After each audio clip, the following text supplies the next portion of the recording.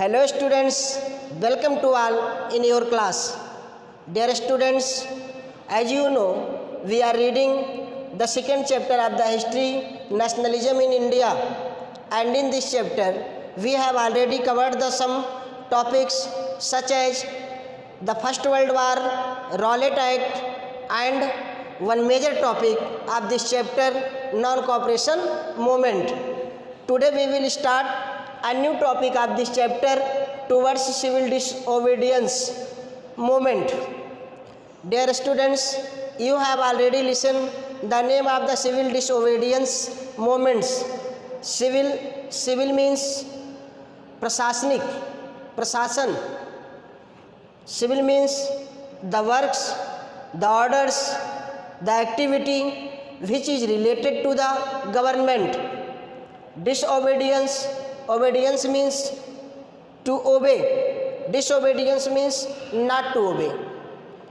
Means किसी आज्ञा को मानना जो है वो ओबीडियंस है, आज्ञाकारी जिसको बोलते हैं. डिसओबीडियंस मीन्स जो अवज्ञा जिसको बोलते हैं, अर्थात आज्ञा को ना मानना. तो सिविल डिसओबीडियंस की अगर हम बात करें तो civil disobedience means refuse to obey the order of the government. कौन सी गवर्नमेंट थी? At that time there was the British government. So civil disobedience movement means the movement which refers not to obey the order of the British government. We will read how the civil disobedience movement had been started by Mahatma Gandhi and how the peoples had responded in this movement. But firstly, we have to read about the background of the civil disobedience movements.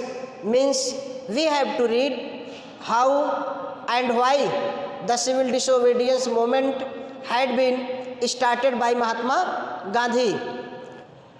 Dear students, you know Mahatma Gandhi had called off the non-cooperation movement in February 1922. In February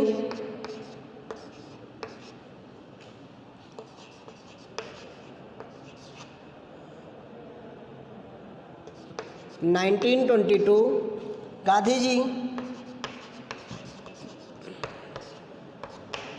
had called off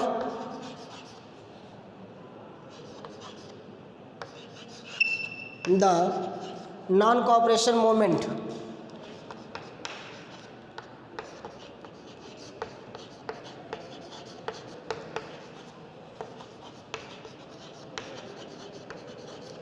I have already mentioned the reasons behind called off the non-cooperation movement. यानी गांधी जी ने non cooperation movement को क्यों वापस ले लिया, तो उसका reason आप लोग जानते हैं, बताया जा चुका है आपको कि उसके दो मेजर रीजंस थे. वो दोनों रीजंस क्या थे? पहला था Gandhi ji felt that the movement was turning the towards violence, and second Gandhi ji realized before the mass movement, mass agitations, the satyagrahis should be need proper training. There were the two reasons behind it. I am not writing on the board this. First, Gandhi ji have called off the non-cooperation movement because he felt that the movement was turning violence. उन्होंने महसूस किया कि जो आंदोलन था वो हिंसा की तरफ बढ़ रहा था और इस मार्ग से उन्हें सफलता नहीं मिल सकती थी. द सेकेंड रीजन, जो दूसरा रीजन था, he felt that before such type of the mass agitations, before nationwide movement, the satyagrahi should need to proper training. जो सत्याग्रही थे, जो सत्याग्रह करने वाले थे, जो मूवमेंट में पार्टिसिपेट करने वाले थे, जो सत्याग्रह को फॉलो करने वाले थे, उन्हें एक प्रॉपर ट्रेनिंग की ज़रूरत थी. जैसा कि पहले बताया कि there were the different notions of the peoples about the meaning of the swaraj. Swaraj के बारे में लोगों की क्या थी? अलग अलग राय थी. It means they had not proper trained, they had a lack of the training, उनके पास ट्रेनिंग का क्या था, अभाव था, कि वो अच्छे तरीके से जान नहीं रहे थे कि स्वराज का मतलब देश की आज़ादी है या स्वराज का मतलब व्यक्तिगत आज़ादी है। वास्तव में जो मोटिव था गांधी जी का, वो स्वराज का मतलब था देश की आज़ादी से, बट द पीपल्स वे are relating the meaning of the swaraj with their individual freedoms और रिमूविंग दियर इंडिविजुअल प्रॉब्लम्स। तो वो लोग क्या कर रहे थे कि अपनी व्यक्तिगत समस्याओं को, छुटकारे को क्या कर रहे थे, वो स्वराज का अर्थ मान रहे थे। तो रीजन आपको बता दिया गया, दोनों रीजन्स अभी आपको बताए गए, आप जान रहे हैं कि जो रीजन्स थे कॉल्ड ऑफ करने के लिए वो क्या थे। After the non cooperation movement the Congress leaders were divided into the two parts. The one group was in favour of the mass agitations and the other group was tired with the such type of the mass agitation, such type of the nationwide movement। दो group थे, एक group चाहता था कि ये प्रकार के आंदोलन होते रहे, आंदोलन को और हमको तेज करना है और उग्र करना है और बढ़ाना है। तो दूसरा ग्रुप था जो इस प्रकार के आंदोलनों से थक चुका था, उनका मानना था कि ऐसे आंदोलनों से हमें सफलता नहीं मिलेगी। तो वो लोग क्या चाहते थे कि वो चाहते थे कि the Congress should participate in the council elections. पीछे आपने पढ़ा था कि वो काउंसिल इलेक्शंस का भी, लेजिस्लेटिव काउंसिल इलेक्शंस का भी क्या कर रहे थे, बाई कॉट कर रहे थे। Which was setup bye the government of India, यानी सम लीडर्स, जो आपका इम्पॉर्टेंट पॉइंट है वो ये है, some leaders of the Congress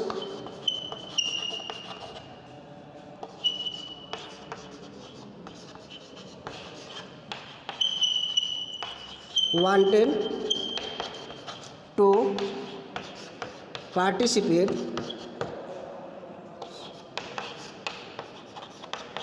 in council elections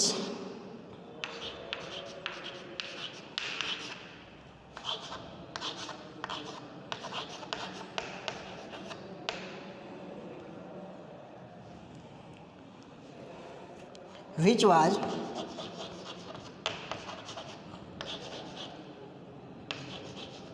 setup कि चाक चेंज करें, चल by the government of India act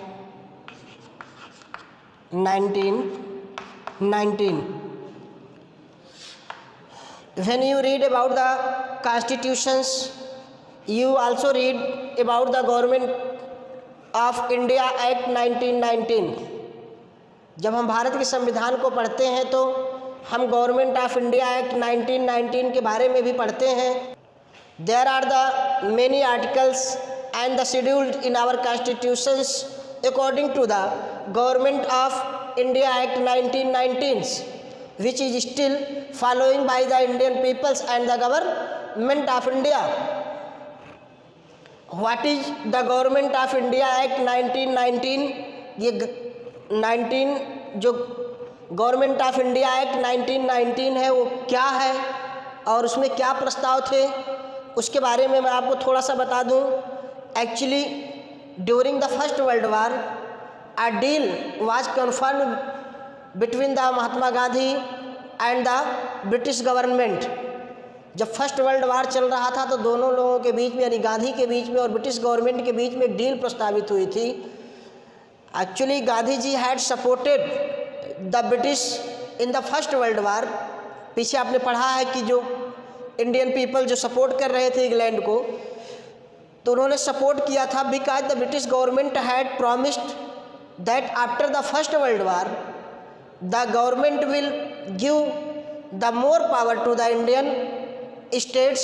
Indian जो स्टेट्स है जो उसके अपने actually at that times the rights were divided into the two parts, the economy and the military power were in the hand of the British. जो एक प्रकार से अर्थव्यवस्था थी और मिलिट्री पावर थी वो ब्रिटिश के हाथों में थी, और कुछ पावरें जो थी वो इंडियन लोगों के हाथों में थी। तो उसने कहा कि हम डोमिनियन स्टेट्स का आपको एक दर्जा देंगे, आपको कुछ ज़्यादा पावर्स दे देंगे, फ्लेक्सिबिलिटी देंगे।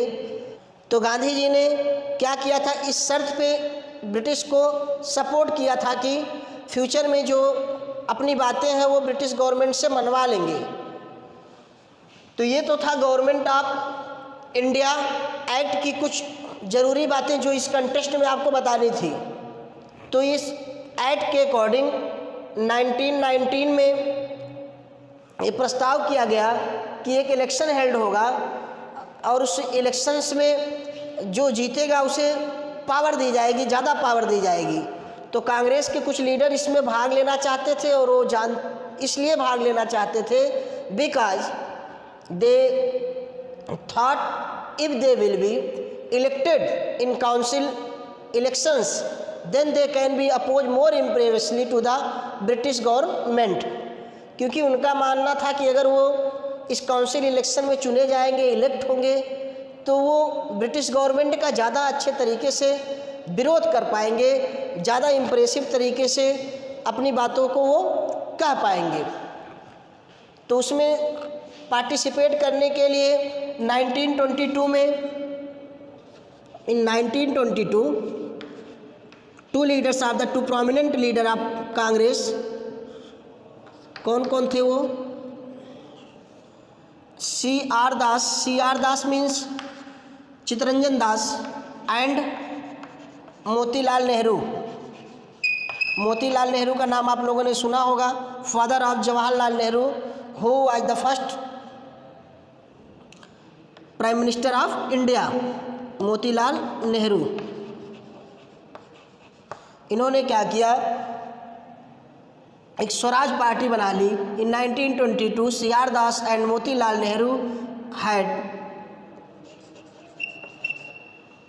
Set up the Swaraj party. इन्होंने स्वराज पार्टी बनाई, क्या करने के लिए, to participate in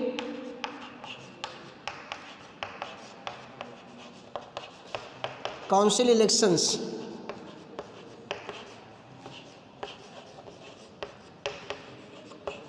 council elections में पार्टिसिपेट करने के लिए ये लोगों ने एक पार्टी का गठन किया जिसे हम क्या बोलते हैं, स्वराज पार्टी। कब बनाई गई, इन 1922 में। तो ये क्वेश्चंस पूछे जाते हैं। तो अभी तक मैं समझ रहा हूँ कि आपको पूरी स्टोरी जो है वो अच्छे से समझ में आ रही होगी। मैंने आपको बताया कि February 1922 Gandhi ji had called off the non cooperation movement. After called of the non-cooperation movement, the leaders of the Congress had divided into the two parts. The one group wanted to continue the such type of the nationwide movement, mass agitations, but the other group wanted to take the part into the council elections because they thought that if they will be take the part into the council elections and after the elections they will be elected and then they can oppose the British policies more effectively than the mass agitations or the nationwide movement। तो वो क्या कर पाएंगे, ज़्यादा प्रभावशाली तरीके से उनका विरोध कर पाएंगे। तो उसको करने के लिए 1922 two major leader of the Congress C.R. Das means Chittaranjan Das and Motilal Nehru father of Jawaharlal Nehru who was the first prime minister of the India had set up the Swaraj Party. Swaraj Party का गठन कर लिया इन लोगों ने। तो कांग्रेस जो थी वो दो पार्टों में बटी हुई थी। At the same time the such kind of the political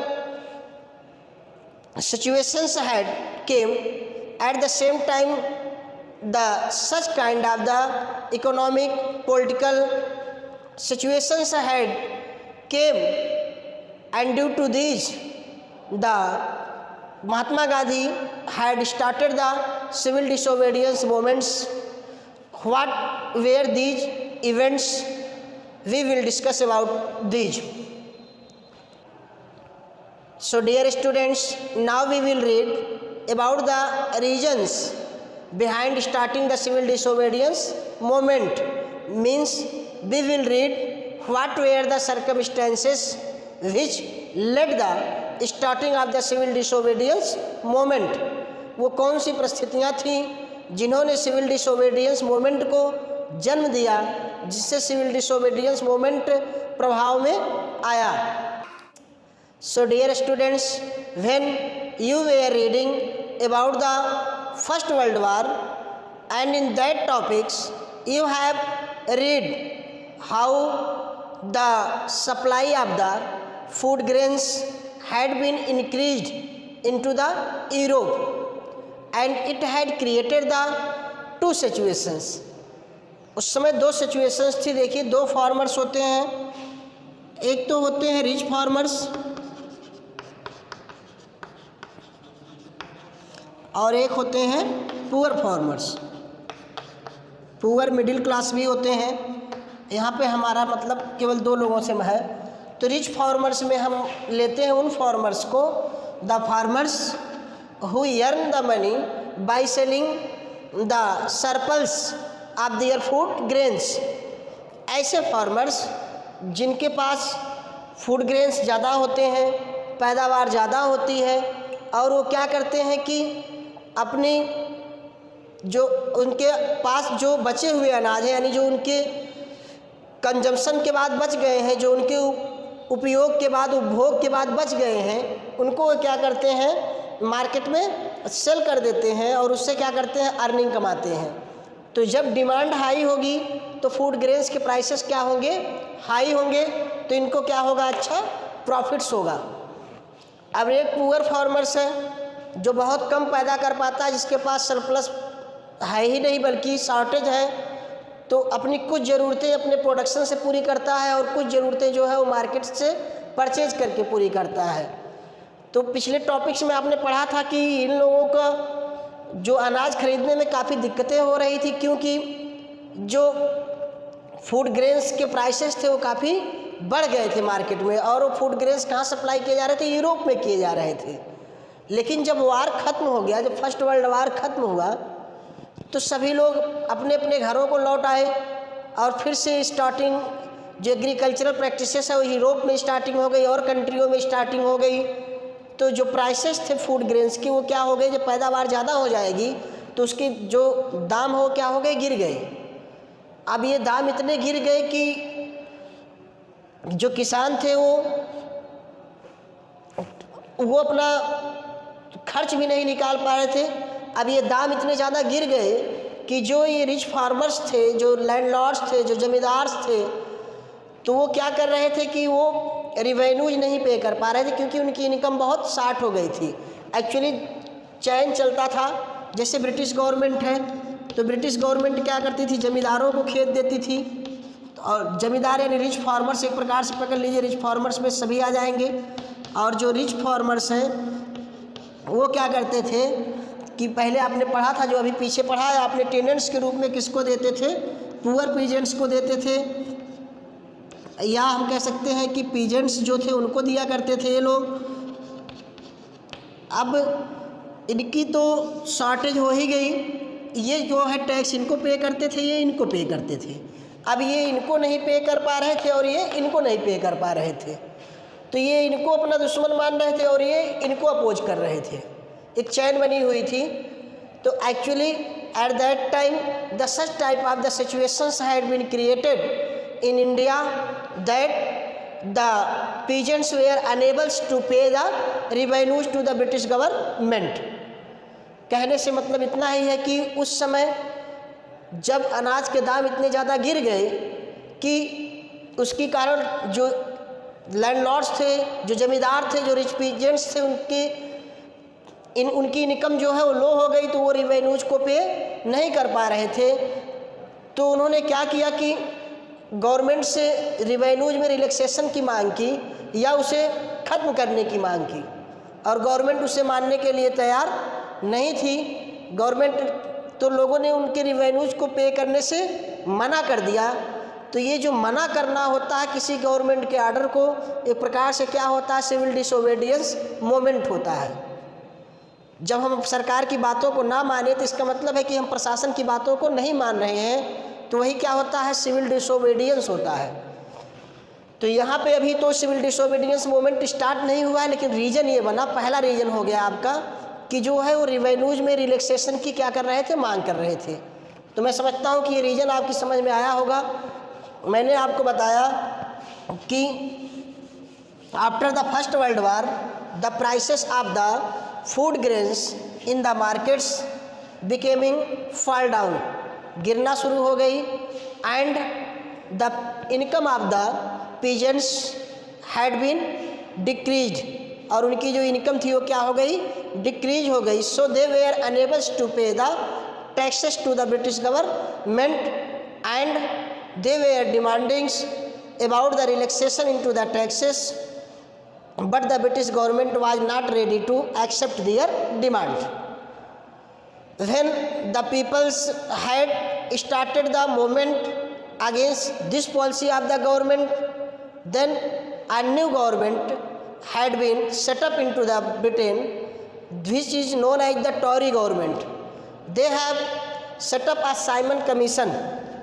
Simon commission का नाम आप लोगों ने सुना होगा, काफ़ी पॉपुलर नेम है और परीक्षाओं में बराबर पूछा जाता है।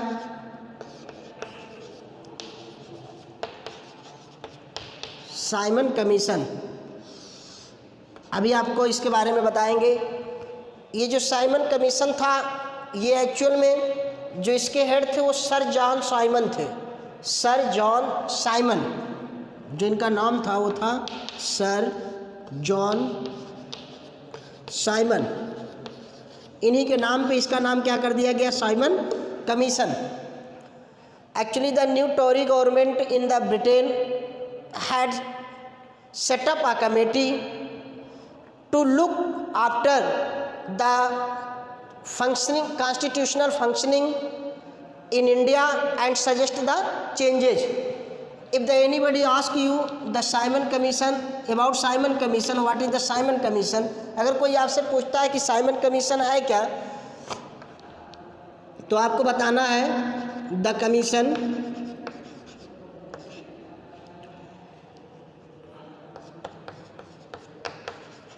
which was set up by the British government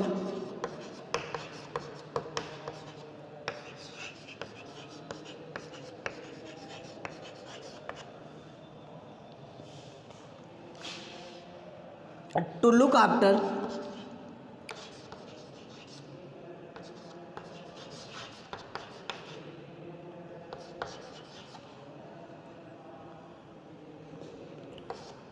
the constitutional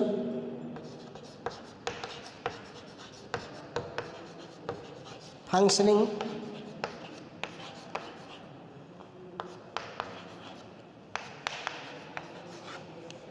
and suggest the changes. Actually, the new Tory government in the Britain had set up a constitutional commission, constitutional committee, which is known as the Simon Commissions. The leader of the commission was Sir John Simon. The commissions which was set up by the British government to look after the constitutional functioning and suggest the changes. Actual में उस government ने देखा कि बहुत ज़्यादा India में लोग oppose कर रहे हैं, तो उसने कहा कि जाके देखो कि कैसे उस सिस्टम में काम किया जा रहा है और क्या उसमें परिवर्तन किया जा सकता है, क्या चेंजिंग लाई जा सकती है। किसको उसका हेड बनाया, सर जॉन साइमन को उसका हेड बनाया। There was one major problem in this commission and that is there were no Indian members in this commission. इसमें क्या था कि इस कमीशन में कोई इंडियन मेंबर्स नहीं था। There were no Indian member in the Simon Commission. Simon Commission में कोई भी इंडियन मेंबर नहीं था। तो जब इंडियन मेंबर नहीं था तो ये लोग अपने अकॉर्डिंग रिपोर्ट लगा सकते थे, इसीलिए इंडियन पीपल ने इसका क्या किया, अपोज किया। So when Simon commission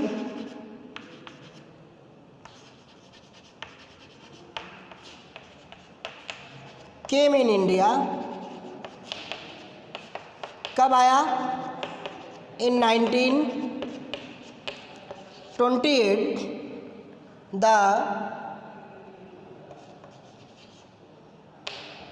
Indian people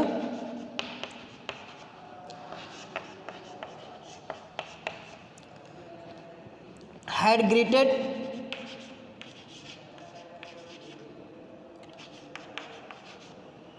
with the slogan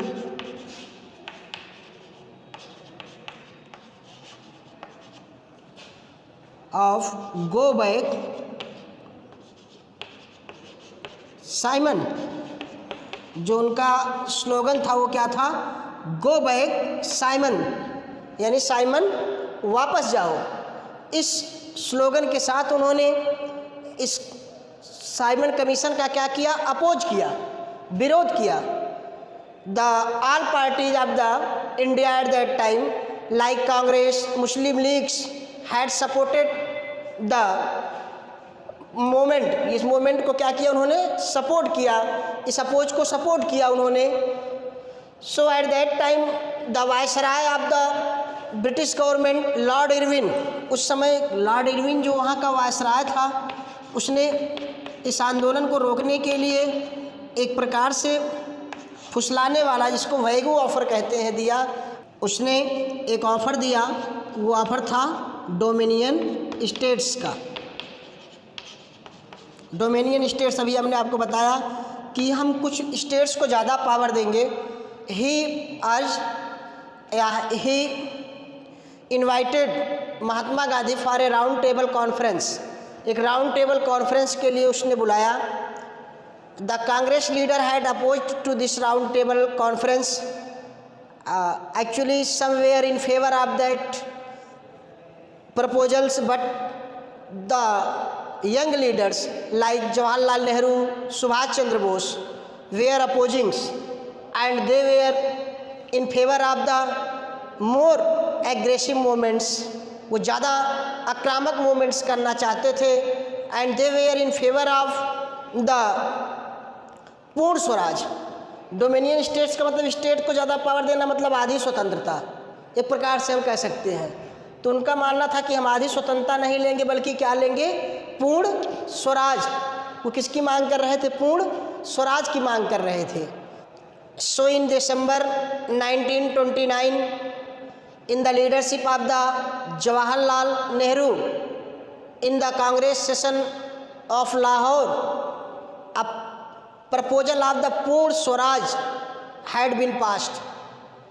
एक पूर्ण स्वराज का प्रपोजल पास कर लिया गया। बहुत इंपॉर्टेंट फैक्ट्स आपको बता रहा हूँ, बहुत इंपॉर्टेंट चीज़ इंडियन हिस्ट्री की बता रहा हूँ आपको, कि दिसंबर 1929 में लाहौर में जो कांग्रेस का अधिवेशन हो रहा था, जिसके अध्यक्ष जवाहरलाल नेहरू थे, वहाँ पे पूर्ण स्वराज का प्रस्ताव पहली बार क्या किया गया, पास किया गया।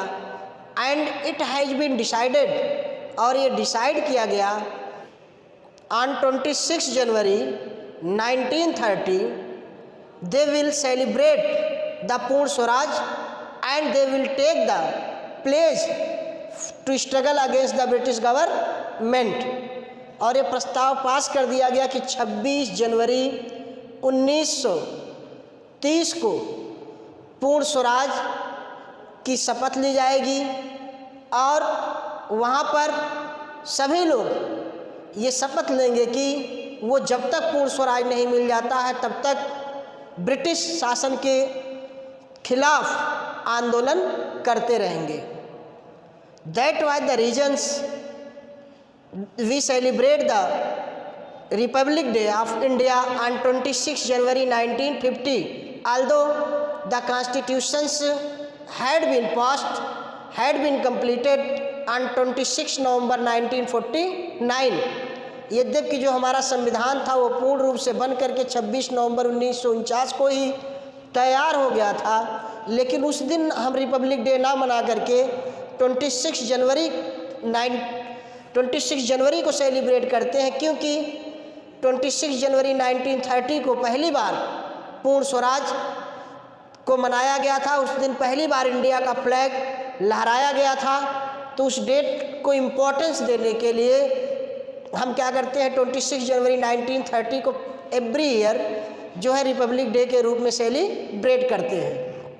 आई think you have all understood the every concept of this topics and how the moment turn towards the civil disobedience moments.